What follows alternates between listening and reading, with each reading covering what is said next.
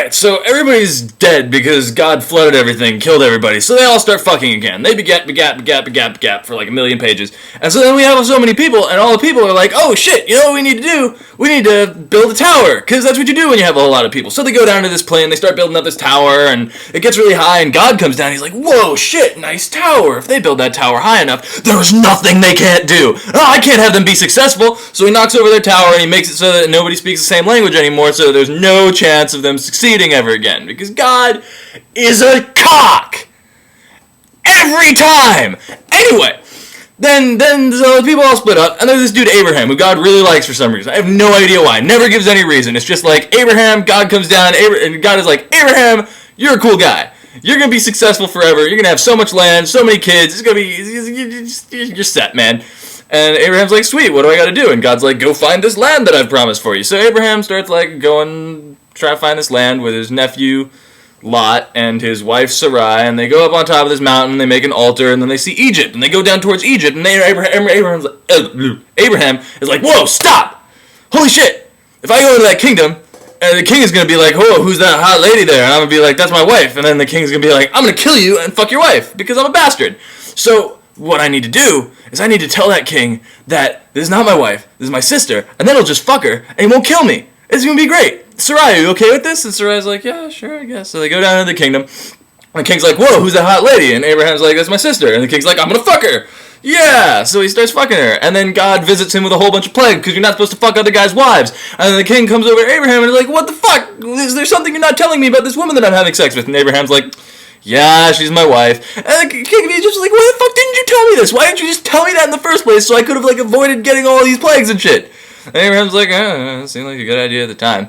So then the king of Egypt, to like make amends, he's like, here, have your wife back and have all this like stuff and money and animals and shit, and just get the fuck out of here before you ruin my life anymore. So Abraham gets out of there and Lot get out of there, and they start walking for a while, and they realize they have so much wealth at this point that they really need to split up to avoid fucking each other over. So the Lot goes towards Sodom and Gomorrah, which haven't been destroyed at this point, and Abraham goes the other direction. God's like, nice, Abraham, you made the right choice.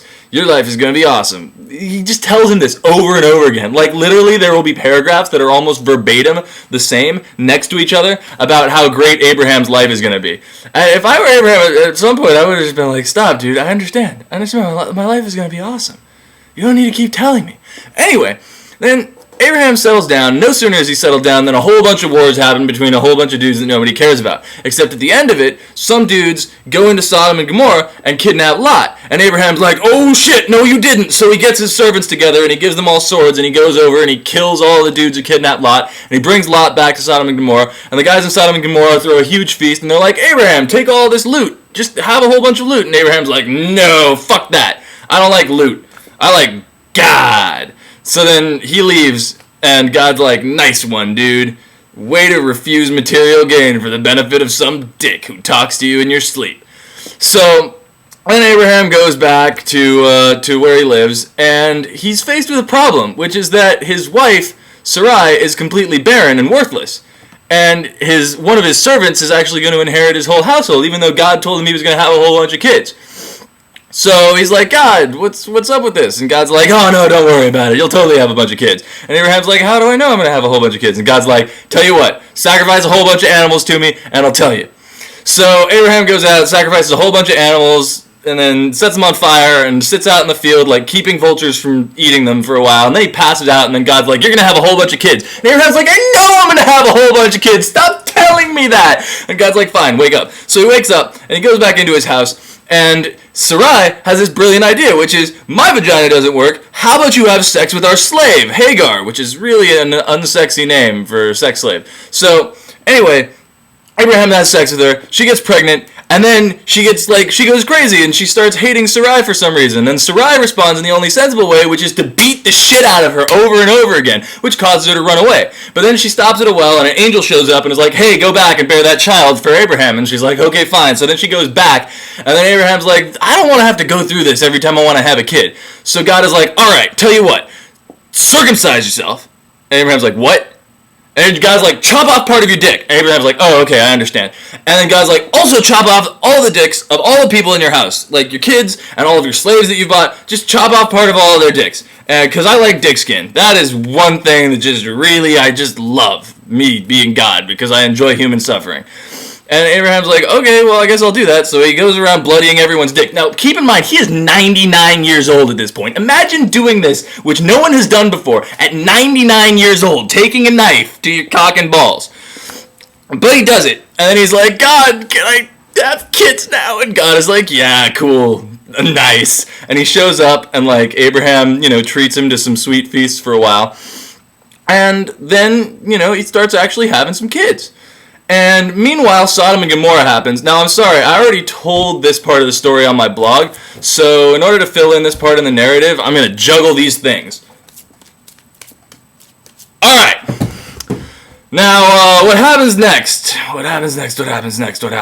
I got so distracted by that sexy juggling. So then they start having children, and, oh yeah, and then Lot goes up into the mountains. Abraham's nephew Lot goes up into the mountains after he escapes with the whole pillar of salt thing and everything, and his wife is dead. So it's just him and his two daughters, and they're up in the mountains, and his daughters are like, man, our dad's wife is dead, and his seed isn't going to be carried on to the next generation. We love him so much. What should we do? I know. Let's get him drunk, fuck him, like get him blackout drunk, fuck him, get pregnant, and then have his kids. Don't see any problem with that. So 2 nights in a row, they get this dude blackout drunk, and they jump up and down on his dick until they get pregnant. And, Lot, for some reason, does not register this. It's not like, oh, my daughters are pregnant. I wonder how that happened, even though I know they were virgins when I tried to offer them up to those horrible dudes who were trying to sodomize the angels. Well, I guess it's just serendipity. So that's fine. And meanwhile, Abraham goes traveling again with his wife, who is now named Sarah for some reason. And they go to this kingdom, and they stop there, and he pulls the exact same wife-sister prank that he did in Egypt. Like, the exact same thing. He's like, hey, this is my sister, and then the king bangs her, and then he gets sick, and all of the women in his household's vaginas get sewn up until he apologizes to Abraham, gives him back his wife, and is like, why the fuck did you lie to me about this in the first place? And Abraham's like, I don't know, this is what I do. And the rest is a story for another time.